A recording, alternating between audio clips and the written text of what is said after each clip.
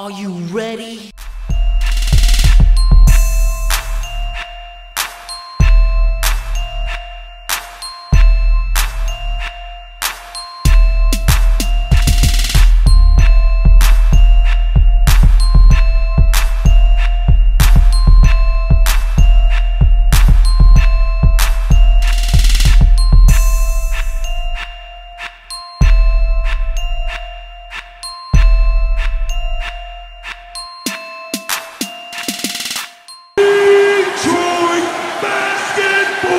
How's it going, peeps? Welcome back.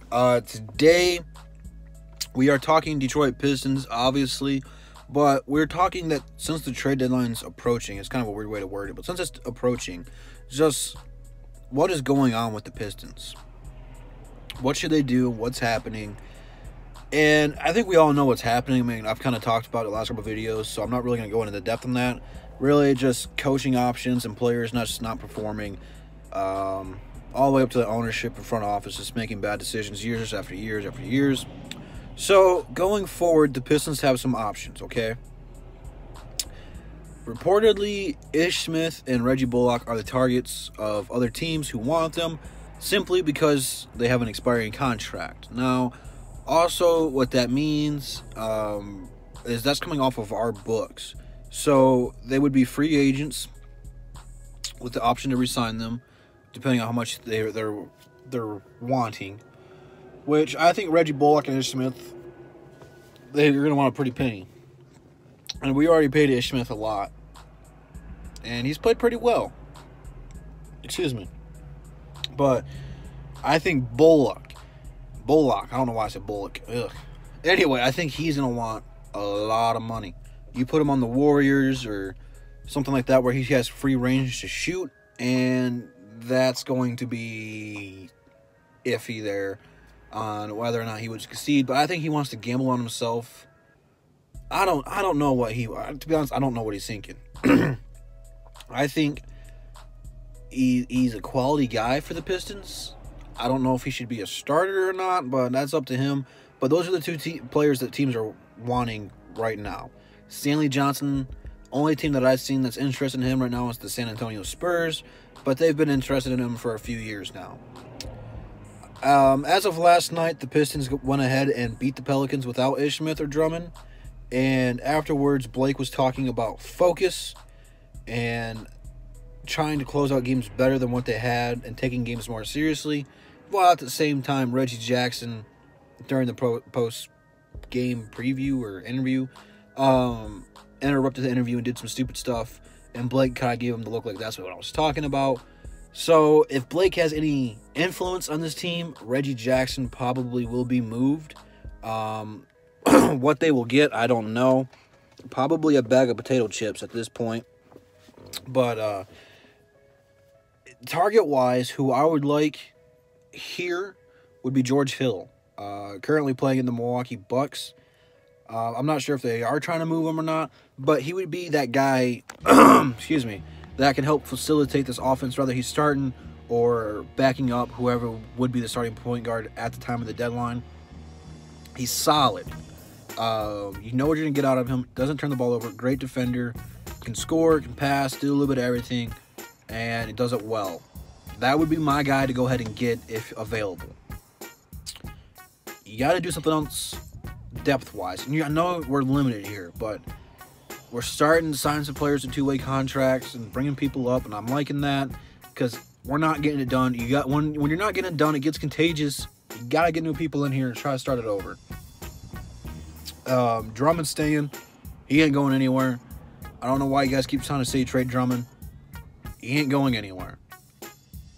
The trade offers that have been reported are complete garbage and shouldn't even be fake news, because that's the worst fake news I've ever heard in my life.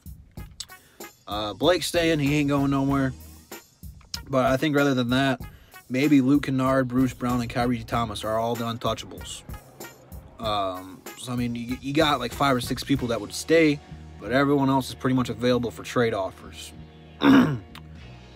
Expect some rumors in the next couple of days here, just of names flying around everywhere. Because, I mean, trade deadline, it's already crazy. It's a couple of days before that get really crazy. And if I'm not mistaken, last year when we got Blake Griffin happened actually before the deadline, like the day before. So there's always going to be some moves that happen the day before. So just keep on the lookout for that. But I mean, like it's so hard for the Pistons to make moves, salary cap wise, and not having enough assets. You traded all your assets away. I mean, you could have had Spencer Dinwiddie on your team. I mean, you could have had Kemba Walker on your team if you would have drafted him. You could have had Donovan Mitchell on your team.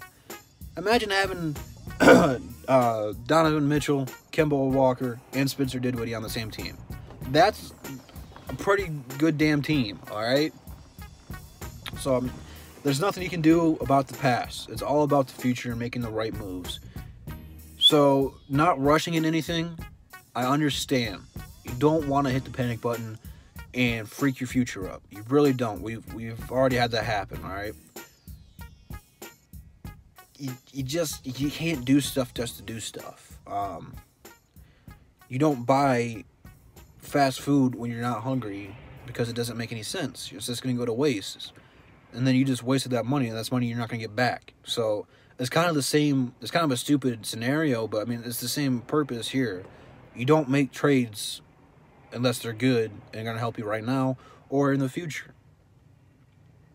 Now, acquiring someone like a Bradley Beal, even if he's still available, it's going to cost. You're not just going to become better overnight like that. If you have to give to take, or take to give, or however you want to say it. So if you're going to go after a big name person, it's going to cost you, and it's going to hurt your future. And it's not like any of these players out there on the block, like Conley or Beal or Gasol or whoever else you want to throw out there. It's not like they're going to be around at the top of the prime. I mean, Conley's 30-something.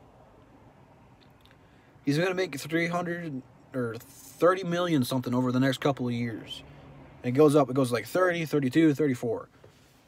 And the question about if you're going to trade for something like that is it going to work? And how well is he going to be able to perform in a couple of years? Because he's already had Achilles problems.